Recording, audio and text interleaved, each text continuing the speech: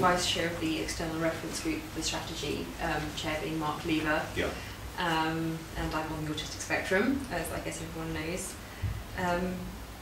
And yeah, I'm kind of quite interested in the autistic rights movement because personally I'm anti-cure and I kind of want to be allowed to be who I am and not be pathologised, but obviously a lot has to change in order to allow me to do that. So the kind of questions I had, two questions, and they're a bit long, so I'm going to try and kind of break them up a bit. It's something that you mentioned when you were talking to Gabriel just now about how people fall between mental health and disability services. And I just wondered kind of what things you were looking at doing to address that. I mean, something like, for example, an autism-specific service, some way that you could get a fast-track diagnosis, and also where you could access ongoing support and help with the coexisting conditions. I was sort of wondering what your kind of plans were in that area. A lot in there. Well, first of all, I just thank you for doing the work you've been doing for us on the external reference group. Now, it is really helpful and important to us. We've got a whole group of people there, as you know, having established it as our group.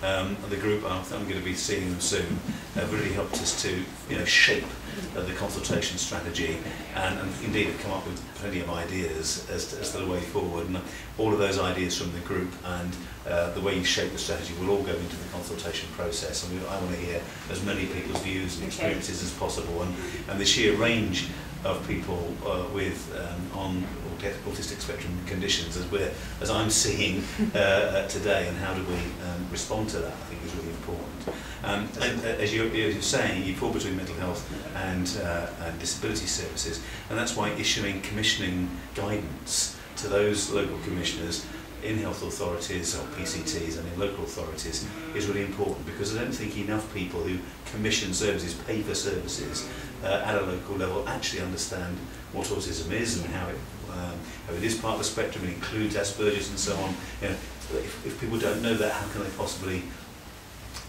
commission services for it? It's not just about having something which kind of people specifically understanding what it is and diagnosing it and supporting it, but having done that, how do you access mainstream housing, mainstream jobs? Completely. How do you have the kind of personalised services? And we're rolling out this whole idea of, we no longer have a one-size-fits-all care system. What we try and do is have a care system which is personalised around the needs of each individual. And that can be things through direct payments and personal budgets. Well, how does that apply to people who have autism?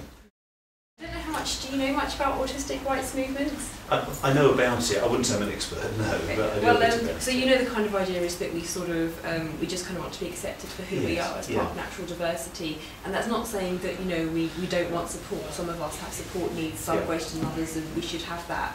But it's about kind of accepting who we are, not treating it like we have a disease, but support and access to be just the best people we can be, really.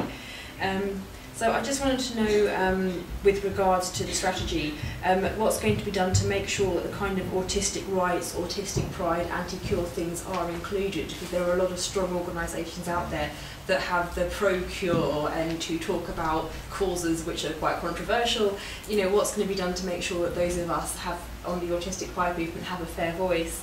And also, how are you going to make sure that people on the autistic spectrum are fully included in every relevant area of policy making? It's not just autism-specific things, and that we're accepted in society as opposed to pathologised. Right.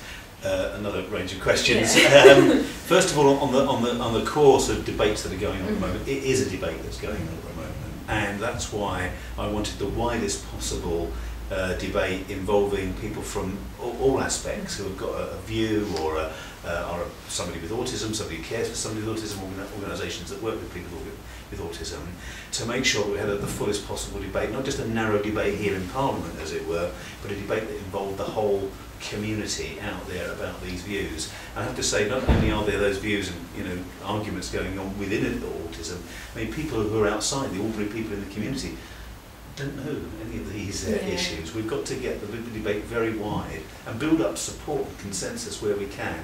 So yes, the reason I wanted this big debate about the national strategy was to make sure that everybody's views got heard on all sides of that argument. And we then got the difficult job in government to sort of then say, okay, we've heard all those views, this will be the national strategy, this is where we're coming from. Okay. And that's what we'll be doing around October. I mean, the debate, the consultation is for 20 weeks. So it's a good long period of time to make sure we listen to all those views in all the different ways, not just the external reference group, but many others as well. There was another bit to your question I've just forgotten at the end, I'm sorry. It was just a bit how making sure that we're included in all levels of policy making, so not just this like transport, building access, yeah, everything. I mean, you're quite right, and this idea of personalising services around the individual, this is something we're trying to do across government, which means when we consult and talk about transport policy or employment policy or housing policy or health policy or social care policy, we need to make sure that those policy makers, whether it's at local government level, whether it's at regional government or central government, really do take into account the needs of the whole community. We've got what's called a disability, an equalities bill going through Parliament at the moment, because there are lots of other issues about people who feel excluded and feel unequal in society. So, as you might expect from a Labour government, we are absolutely committed to the values about listening to everybody and engaging with everybody and making sure there's a fair deal for everybody. And that can be quite a challenge when you think of the different and variety of needs. And so it's not about putting one thing above the other. We can't put autism in front of, I don't know, some other condition, but we want to make sure that autism is not overlooked. Okay. And that's a critical part of what I want to do with the national strategy, is to make sure that autism and people with autism and people who support people with autism get the deal that is the fair deal for them. Okay. That sounds all good. Yeah. I hope it all happens. Okay, well so do I. I'm the minister responsible for it. I know who to come to.